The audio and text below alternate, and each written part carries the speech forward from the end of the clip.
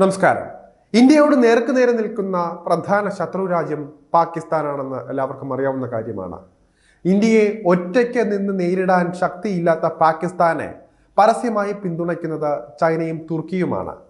ഈ രണ്ട് രാജ്യങ്ങൾക്കും പുറമെ പാകിസ്ഥാന്റെ സൈനിക ശക്തി വർദ്ധിപ്പിക്കുന്ന മൂന്നാമത് ഒരു രാജ്യം കൂടി ഉണ്ട്. ചൈനയ്ക്ക് ശേഷം പാകിസ്ഥാന് ആയുധങ്ങൾ നൽകുന്ന രണ്ടാമത്തെ വലിയ രാജ്യം നെതർലാൻഡ്സ്.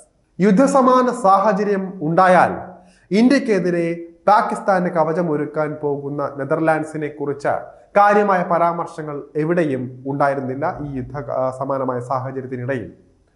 അതിന് ഒരു കാരണവും ഉണ്ട്. പാകിസ്ഥാന് ആയുധ പിന്തുണ നെതർലാൻഡ്സ് നൽകുന്നുണ്ട് എങ്കിലും ഇന്ത്യയുമായി ശത്രുത അവർക്കില്ല.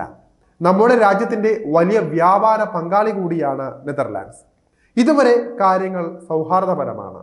എന്നാൽ തുർക്കിക്ക് സമാനമായ പാക് അനുകൂല നിലപാടാണ് നെതർലാൻഡ്സും ഇനി സ്വീകരിക്കുന്നത് എങ്കിൽ തുർക്കി നേരിടുന്ന അതേ സാഹചര്യം തന്നെ നെതർലാൻഡ്സിനും വന്നു ഭവിക്കും. പാകിസ്ഥാന്റെ തീവ്രവാദ ബന്ധം ലോകരാജ്യങ്ങളെ അറിയിക്കാൻ ഇന്ത്യ വിദേശ പര്യടനം പ്രഖ്യാപിച്ചിരുന്നു. ഇതിന്റെ ആദ്യ ഘട്ടമെന്ന നിലയിലാണ് വിദേശകാര്യമന്ത്രി എസ് ജയശങ്കർ മെയ് 19 നെതർലാൻഡ്സിൽ എത്തിയത്. ഡെൻമാർക്ക്, ജർമ്മനി എന്നിവിടങ്ങളിലായി പര്യടനം തുടർന്നുകൊണ്ടും ഇരിക്കും. ഫെഡറിക് മേഴ്സ് ജർമ്മനിയുടെ പുതിയ ഫെഡറൽ ചാൻസലറായി ചുമതലയേറ്റ ശേഷമുള്ള ഇന്ത്യൻ പ്രതിനിധിയുടെ ആദ്യ സന്ദർശനം കൂടിയെന്ന പ്രത്യേകതയും ഇതിനുണ്ട്.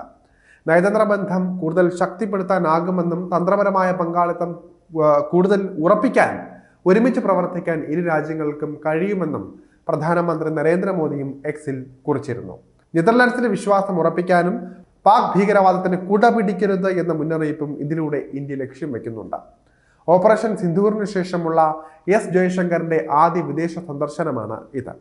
നെതർലാൻഡ്സിൽ നിന്നാണ് അദ്ദേഹം തന്റെ പര്യടനം ആരംഭിച്ചത് എന്നതും വളരെ പ്രധാനപ്പെട്ട ഒരു കാര്യം കൂടിയാണ്. പതിറ്റാണ്ടുകളായി അതിർത്തി കടന്നുള്ള ഭീകരതയെ സ്പോൺസർ ചെയ്യുന്ന പാകിസ്ഥാന് ആയുധങ്ങൾ, ആയുധ സംവിധാനങ്ങൾ, പ്ലാറ്റ്ഫോമുകൾ, സൈനിക സാങ്കേതിക വിദ്യകൾ എന്നിവ നൽകരുത് എന്ന ഇന്ത്യ നെതർലാൻഡ്സിനോട് അറിയിച്ചിട്ടുള്ള കാര്യം കൂടിയാണ്. Netherlands 2 Alkmaar class mine counter measures വെസലുകൾ അഥവാ മൈൻ ഹണ്ടറുകൾ പാകിസ്ഥാന് വിതരണം ചെയ്തിട്ടുണ്ട്. ഇവ ആൽബ്ലാസ് ഡേമിലെ van de Giessen de Noord കപ്പൽശാലയിൽ നിർമ്മിച്ചതാണ്. അതുപോലെ ഡാമൻ കപ്പൽശാലകളിൽ നിന്ന് 1900 ton multi role offshore patrolling വെസലുകളും രാജ്യം പാകിസ്ഥാന് നൽകിയിട്ടുണ്ട്. നിരവധി ഡച്ച് കമ്പനികൾ സാങ്കേതിക രംഗത്ത് പ്രത്യേകിച്ച് നാവിക മേഖലയിൽ പാകിസ്ഥാനുമായി ഇടപഴകുന്നുമുണ്ട്. ഇതെല്ലാം തന്നെ ഇന്ത്യയെ ചൊടിപ്പിക്കുന്ന കാര്യങ്ങൾ കൂടിയാണ്. അതേസമയം പഹൽഗാം ഭീകരാക്രമണത്തെ നെതർലാൻഡ്സ് അപലപിച്ചു എന്നത് ശരിയായിട്ടുള്ള കാര്യമാണ്. പക്ഷേ പിന്നീട് ഇന്ത്യയും പാകിസ്ഥാനും തമ്മിൽ വെടിനിർത്തലിന് ആഹ്വാനം ചെയ്തിരുന്നു. പാകിസ്ഥാൻ ആയുധങ്ങൾ നൽകാതിരിക്കാൻ ഇന്ത്യക്ക് നെതർലാൻഡ്സിൽ സമ്മർദ്ദം ചെലുത്താൻ കഴിയുമെന്നാണ് വിദഗ്ധർ അഭിപ്രായപ്പെടുന്നത്.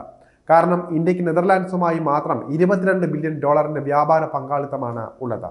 അതേസമയം പാകിസ്ഥാന് മുഴുവൻ യൂറോപ്പുമായും $15 ബില്യൺ വ്യാപാരം മാത്രമേ നടത്തുന്നുള്ളൂ. ഇത് ഇന്ത്യക്ക് ഗുണം ചെയ്യും. ഇതിനു പുറമെ നെതർലാൻഡ്സ് ഇന്ത്യയുടെ പ്രതിരോധ മേഖലയിൽ അല്ലെങ്കിൽ പ്രതിരോധ വിപണിയിൽ പ്രവേശിക്കാൻ ആഗ്രഹിക്കുന്നുമുണ്ട്. ഇന്ത്യയും ആ അവസരം നൽകാൻ തയ്യാറാണ്. അതുകൊണ്ട് തന്നെ സാമ്പത്തിക ശക്തിയിലൂടെ നെതർലാൻഡ്സും പാകിസ്ഥാനും തമ്മിലുള്ള ബന്ധം ദുർബലപ്പെടുത്താനുള്ള സാധ്യത ഇന്ത്യക്ക് മുന്നിൽ ഉണ്ട്. ചൈനയെയോ തുർക്കിയെയോ പോലെ നെതർലാൻഡ്സിന് പാകിസ്ഥാനോട് വലിയ താല്പര്യങ്ങളൊന്നും ഇല്ല. അതുപോലെ ഭീകരതയ്ക്കെതിരായ പോരാട്ടത്തിൽ ഭാവിയിലും നെതർലാൻഡ്സ് ഇന്ത്യക്കൊപ്പം തോളോട് തോൾ ചേർന്ന് നിൽക്കുമെന്നാണ് നെതർലാൻഡ്സ് പ്രസിഡന്റ് ഡിക് ഷൂഫ് പഹൽഗാം ആക്രമണത്തിന്റെ പശ്ചാത്തലത്തിൽ എക്സിൽ കുറിച്ചിരുന്നത്. പാകിസ്ഥാന് 3 രാജ്യങ്ങളിൽ നിന്നാണ് ആയുധങ്ങൾ പ്രധാനമായും ലഭിക്കുന്നത്. അതിൽ ചൈനയാണ് ഏറ്റവും വലിയ വിതരണക്കാരൻ. നെതർലാൻഡ്സ് രണ്ടാമതും തുർക്കി മൂന്നാമതുമാണ് ഉള്ളത്.